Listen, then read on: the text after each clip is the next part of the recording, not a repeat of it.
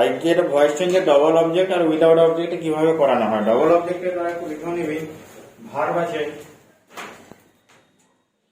যে ভার্বটা থাকবে সেটা কি বা কাকে দিয়ে কোশ্চেন করা হবে। ঠিক আছে, কি বা কাকে মানে একটু বুঝিয়ে দিই যে কিটা সবসময় বস্তুবাচকের ক্ষেত্রে হয় আর কাকেটা ব্যক্তিবাচক।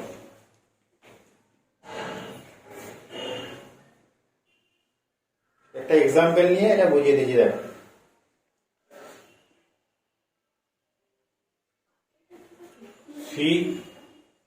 কাকেটা কি বলছো?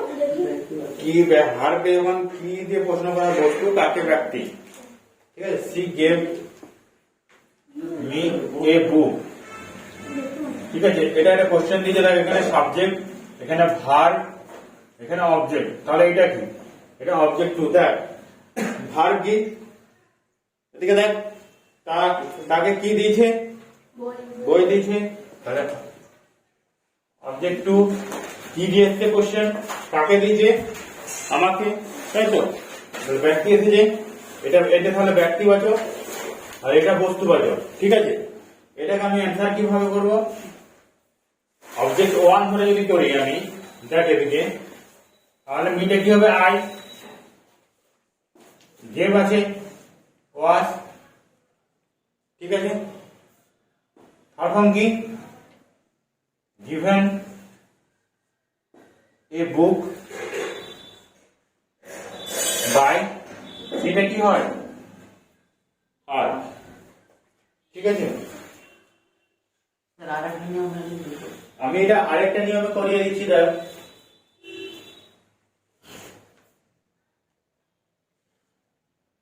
এ বুক আর বি আরেকটা দেখ, তখন অবজেক্ট টু ধরে এ book was given to me. এখানে টু বসে তো একটা পজিশন আনলাম কেন? বইটা তার প্রতি আর কি, আমার প্রতি, by her. A book was given to me by her.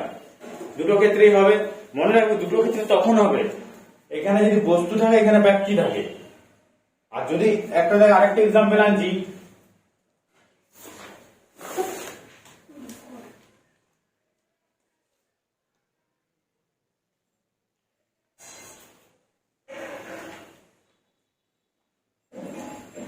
The headmaster selected me a captain. তাহলে এখানে কি? Subject, verb, object one, then object two. এক্ষেত্রে দেখ, তাহলে কি আসবে? প্রথম কি আসছিল? মি ধরে আই ওয়াজ, যেহেতু ভার্বে সেকেন্ড ভার্ব আছে, আই ওয়াজ সিলেক্টেড। সিলেক্টেড দিয়ে দিচ্ছি ফর্মটা। I was selected a captain by the headmaster, তাই তো? আরেকটা বলছিলাম কি স্যার, এটা হবে? এটা দেখ, এক্ষেত্রে আমি বসাতে পারবো না, কারণ ক্যাপ্টেনটা আর মি দুটোই তো ব্যক্তি, তাই তো? ক্যাপ্টেনও একজন ব্যক্তি হবে। সেক্ষেত্রে এই দ্বিতীয় রুলটা আমি বসাতে পারবো না, যেটা আমি এখানে বসিয়েছিলাম। তাহলে একটু ভালো করে বুঝে নিবি কোনটা সাবজেক্ট। এখানে কমপ্লিমেন্ট হয়ে যাচ্ছে। এক্ষেত্রে ফর্মটা একটু দেখলে, ফর্মটা এবারে তোরা নিজেরাই বানাতে পারবি। এখানে আমি একটা ফর্ম লিখে দিচ্ছি, এটা নিজেরা ফর্মটা বানাতে পারবি। অ্যান্সার ফর্ম লিখছি ডাইরেক্ট। কি হচ্ছে? যেভাবে আমার অবজেক্ট আর সাবজেক্ট আসছে, যদি অবজেক্ট ওয়ান ধরে করছি, অবজেক্ট ওয়ান, তারপরে কি আসবে? আমার হেল্পিং ভার্ব বা টু বি ভার্ব। তারপরে কি আসছে? ভার্বের থার্ড ফর্ম। তারপরে অবজেক্ট টু বাই, যেটা সাবজেক্ট আছে, সাবজেক্টটা এখানে বসে যাবে অবজেক্ট রূপে। অবজেক্টটা সাবজেক্ট রূপে বসে গেল। তোদেরকে আমি একটা দিয়ে দিচ্ছি, তোরা কত দেখি লাস্টের দিকে, যে এটা করে দেখা আমাদের।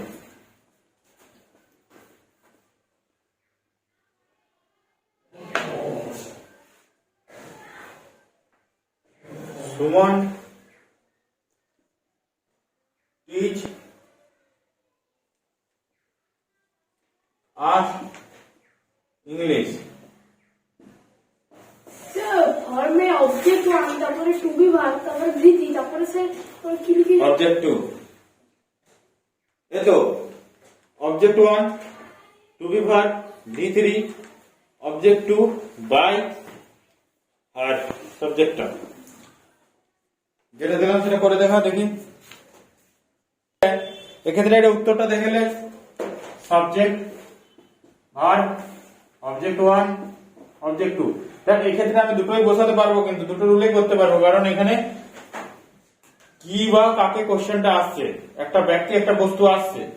তাহলে আমি প্রথমটা আমি তোদেরকে এটাই দিয়ে বলবো যে তোরা অবজেক্ট ওয়ান ধরে করবি, অবজেক্ট টু ধরে করলে কি একটা সমস্যা বল দেখি, এখানে একটা প্রিপোজিশন বসাতে হবে, তাই তো? অবজেক্ট ওয়ানে দেখ কোনো কিছু বসাতে হচ্ছে না, প্রিপোজিশন ধরবে 3 পরে পুরো এটাই চালিয়ে দিবি। তাহলে কি করবো, আজটা বই নাকি, তারপর আর তারপর কি ডট ইংলিশ ইংলিশ ইংলিশ তো বস্তু কিনা বাই সুমন সুমন। ঠিক আছে, এক্ষেত্রে বসাতে পারবো। ঠিক আছে, ইংলিশ তখন করবো, ইংলিশের পরে কি হবে বলতো, ইজ হয়ে যাবে তখন। তাহলে আমি বলছেন স্যার দেখ এখানে আমি কয়েকটা এক্সাম্পল ডবল অবজেক্টে দিয়ে দিচ্ছি, এগুলো তোরা বাড়িতে প্র্যাকটিস করে নিবি। আমি এবারে উইদাউট অবজেক্টে কিছু বলে দিচ্ছি। তো অনেক সময় প্যাসিভ ভয়েস করার সময় উইদাউট অবজেক্টে কি কমপ্লিট থাকবে না, কার দ্বারা কাজটি নির্মিত হচ্ছে। ঠিক আছে, মানে আমরা যেটা অবজেক্টে দেওয়া থাকবে না, সেখানে অবজেক্ট গুলো আমি কিছু হিন্টস দিয়ে দিচ্ছি, যেমন by someone, by somebody, by police, by government, by governor, by authority, by the maid, by the Roman, by the people. Romans বলতে রোমের যে পিপলদেরকে বলা হয়। By the people, by me, by you, by him, by us. এর মধ্যে মোটামুটি আশা করা যায় যে হতে পারে। তো দেখা যায় প্রথমে the room has been clean, তাহলে আমার এক্ষেত্রে এসেছে কি করে বুঝবো যে এটা আমরা উইদাউট অবজেক্ট বলি, যে সাবজেক্ট এসেছে হ্যাজ বিন ক্লিন। হ্যাঁ, যখন আমি এর প্যাসিভ ভয়েসে করতে যাই, ঠিক আছে, হ্যাজ বিন ক্লিন এসেছে মানে কি টু বি ভার আর থার্ড ফর্ম এসেছে, তাই তো? তাহলে কি নাই জায়গাটায় আমার অবজেক্টটা যেটা আমার সাবজেক্ট থাকে সেটা অবজেক্ট এখানে নাই। তাহলে এখানে মনে করতে হবে যে রুমটা আমাদের কে পরিষ্কার করতে পারে, এখানে বাই দ্য মেড করতে পারে। তাহলে আমরা এভাবে একবার একটা করে নিই, দ্য রুম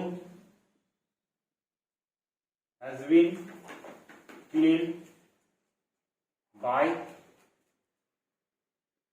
দ্য মেড। ঠিক আছে, এরপরে এটাকে যদি আমি আবার অ্যাক্টিভে করতে যাই, তাহলে কি করতে পারি, the made has clean the room The maid has cleaned the room. দেখ এবার এখানে নিয়ে যা, এইটাকে এখানে নিয়ে যা, দেখ এই একই এসেছে, একই আসবে, তাই তো?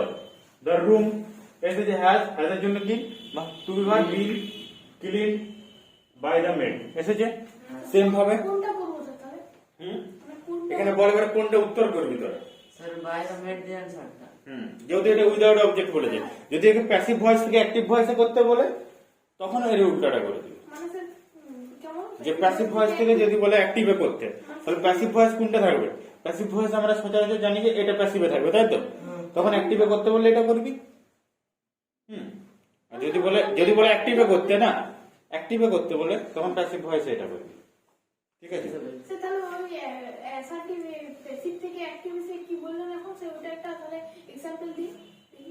তো এখানে তো দিয়ে দিয়েছি, দুটো এখানে দিয়েছি, বুঝতে পারছিস না? দেখ আমি পরেরটা করে দিচ্ছি একটু। Sugar is imported from India. Sugar হচ্ছে ইম্পোর্টেড কি আমদানি না রপ্তানি? স্যার রপ্তানি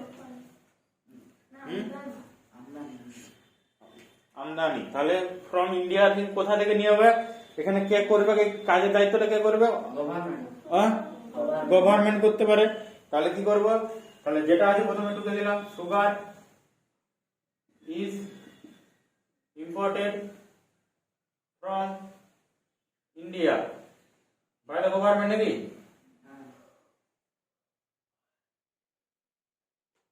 by the government একটু ইয়ে করে বুঝলে এখানে যদি আমি একেবারে প্যাসিভে করতে যাই সেক্ষেত্রে কি করব আমি প্যাসিফাই করতে গেলে কি করব বল রে দা গভর্নমেন্ট গভর্নমেন্ট সুগার না স্যার গভর্নমেন্ট ইজ আচ্ছা গভর্নমেন্ট না করে এখানে গভর্নর কর ঠিক আছে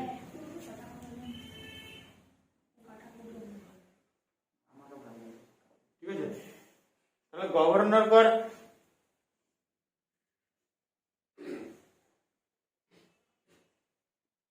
the governor এরপরে কি আনবো মধ্যে ইম্পোর্টস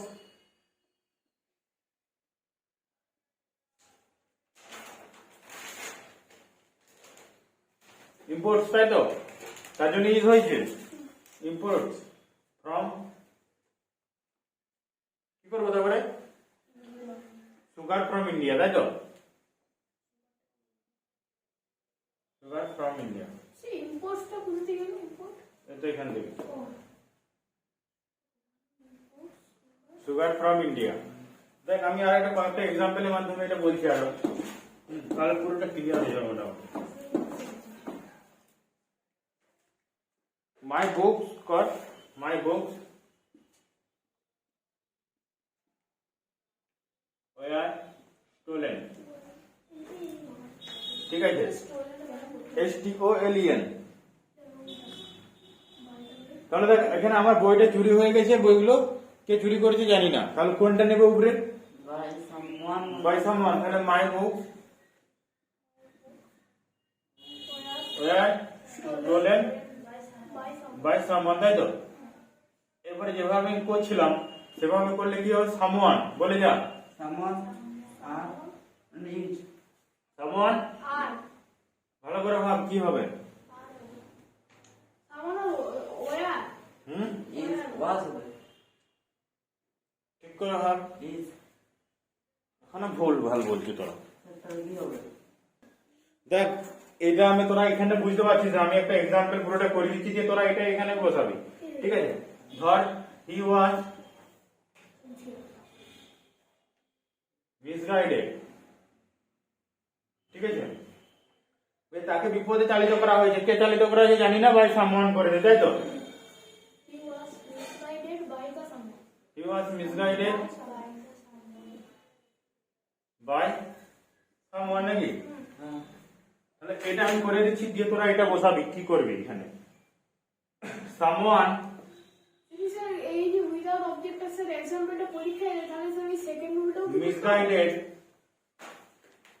সামওয়ান মিসগাইডেড হিম ঠিক আছে এবার দেখ এটা করেছি শুরু তাহলে কি এটা আসছে কি দেখ হি হিমটা হি এসেছে মিসগাইডের জন্য ওয়াজ তাই তো ভার্বের টু ফর্ম আছে ওয়াজ মিসগাইডেড বাই সামওয়ান তাহলে এটা কি হবে বাই এটা কি হবে সামওয়ানটা প্রথমে আনছি সামওয়ান তারপরে স্টোলেন হুম স্টোলেন ভুল third form stole steal stole stolen তাই তো সামওয়ান স্টোল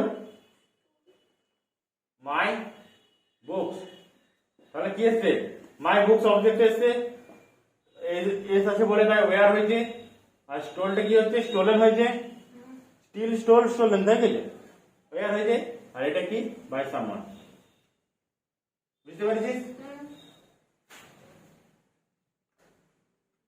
আচ্ছা এইখানটা একটু ডিফারেন্ট থাকে একটা আমি এখানে একটা এক্সাম্পল স্যার দেখিয়ে যদি পরীক্ষায় এলে তাহলে স্যার কি সেকেন্ড রুলটাও স্যার কোন রুলটা শুধু প্রথমেরটা প্রথমেরটা না সেকেন্ডেরটা তোরা দেখবি ওখানে অ্যাক্টিভে দিয়ে আছে না প্যাসিভে দিয়ে আছে যদি প্যাসিভে করতে বলে সেটা কি করে বলবো কি করে বুঝবো প্যাসিভ বুঝতে পারবো না যে প্যাসিভের জন্য কি ইজ ওয়াজ ওয়ার আসছে তো হ্যাঁ হ্যাঁ তারপরে ওটা থার্ড ফর্ম আসছে অ্যাক্টিভ ওটা আসবে না ধর একটা এক্সাম্পল খুবই পড়ে থাকে promise promise should be kept এটা পড়ে থাকে অনেক সময় এটা আমি প্যাসিভে সেই এটা- ছোটটা লিখে দিয়েছিলেন সে প্যাসিভে এটা প্যাসিভে দেওয়া আছে হ্যাঁ এটা প্যাসিভে আছে প্যাসিভে কি করে বুঝবো প্যাসিভে আছে বলতে কি শুড আছে তারপরে বি আছে কিন্তু এখানে অবজেক্ট নাই। ঠিক আছে, সেক্ষেত্রে কি করব, দেখ ওয়ান, এটা আমি করে দিচ্ছি, হ্যাঁ, one should keep one promise. এটা একটু পড়ে, হ্যাঁ, সব বেশিরভাগ জায়গায় পড়ে, তার জন্য আমি করে দিলাম one promise. One should keep one's promise. দেখ রোম দিয়ে একটা দিয়েছি নি, তাহলে রোম দিয়ে একটা আমি দিয়ে দিচ্ছি, হ্যাঁ, এটা বক করবি লাস্টে তোদেরকে এটা দিচ্ছি, এটা করে নে। The Rome was no build